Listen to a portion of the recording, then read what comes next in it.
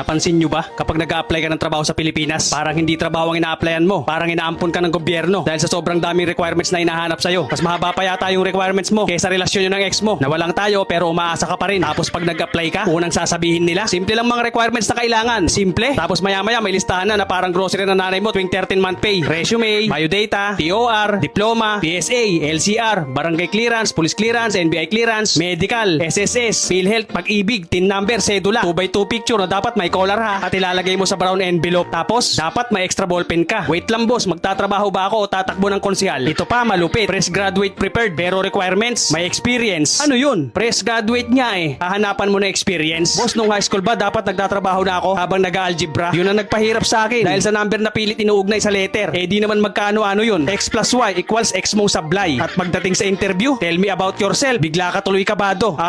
Sir, ako po si hardworking, fast learning, at kaya ko pong magmahal kahit di ako pinili. Aray ko. Sa Japan, mas mabilis ka pang matanggap sa trabaho kaysa sa reply ng crush mo. Sa Pinas, kailangan mo ng valid ID para makakuha ka ng valid ID. Paano yun, boss? Kailangan mo munang lumangoy bago ka matutong lumangoy? Ganun ba yun? Sa Japan, isang card lang, solved na. At isa pa sa pinakamatinding kalaban ng mga Pinoy, pag nag-a-apply ng trabaho, age limit pare. Kasi sa Pinas, pag lampas ka na ng certain age, sablay ka na kagad. Parang expired ka na, kumbaga. Boss, tao ako. Di ako Yakult. Ginawa mo akong gatas eh ha. Tapos yung qualification, 18 to 25 years old. Yung trabaho ba eh kailangan ng empleyado o contestant ng PBB Teen Edition? Kaya kawawa minsan yung mga nasa edad ng 30 pataas. Pag nag-apply sila, parang tingin sa kanila, veterans na. Boss, 32 lang ako. Hindi ko po kababata si Andres Bonifacio. Pag tinanong ka kung ilang taon, pagkasabi mong 33, biglang tahimik yung HR na parang nag-buffer yung internet. Pero dito sa Japan, makikita mo, may nagtatrabaho na lola at lolo. Yung iba nasa 60 to 70 years old na. Nasa convenience, factory, supermarket, at construction. Habang sa Pinas naman, pag 40 ka na, parang sinasabihan ka ng lipo na napahinga ka na. Pero sa Japan, madalas ang tinitingnan nila, marunong ka ba? Masipag ka ba? Maasahan ka ba? Hindi lang basta edad pare. Kasi iniintindi nila habang may lakas ka at kayang kumayod ng tao. May value yun at respeto yun. Minsan nga kahit disabled na, tinatanggap pa nila. Sa Pinas, minsan masakit kasi hindi ka naman tamad, hindi ka naman pasaway, tumanda ka lang. At minsan hindi natin kontrolado yun. Pero ibig sabihin ba nun wala na silang chance? Dapat bang laging mas bata ang tinatanggap? Parang cellphone lang ang tingin minsan eh. Pag may bagong model, ayaw na sa luma. Pero minsan yung luma, yung pa yung mas matibay, tulad ng Nokia. At isa pang tanong na ilang dekada lang hindi nasasagot ay kung bakit parang ang taas ng requirements ng mga trabaho sa Pilipinas, lalo na sa mga mall. Pero yung sahod, parang pambayad lang ng utang. Pag nag-apply ka sa mall, parang hindi ka nag-apply ng cashier. Para ka nag-apply ng astronaut, college graduate, with experience, good communication skills, customer service oriented, flexible, at smile kahit pagod na. Para kang sasali sa Miss Universe eh ha. Tapos yung sahod minsan, minimum wage lang. May incentive naman. Pero kung maabot mo yung quota na parang kailangan mong maging robot na hindi dapat mapagod. At kailangan mong umiti pa rin kahit sa customer na galit. At ito yung pinakamasakit. 6 months contract lang po tayo. Parang relasyon na mahal ka pero hanggang dito na lang. Empleyado ka lang muna. Tapos biglang thank you for your service. Good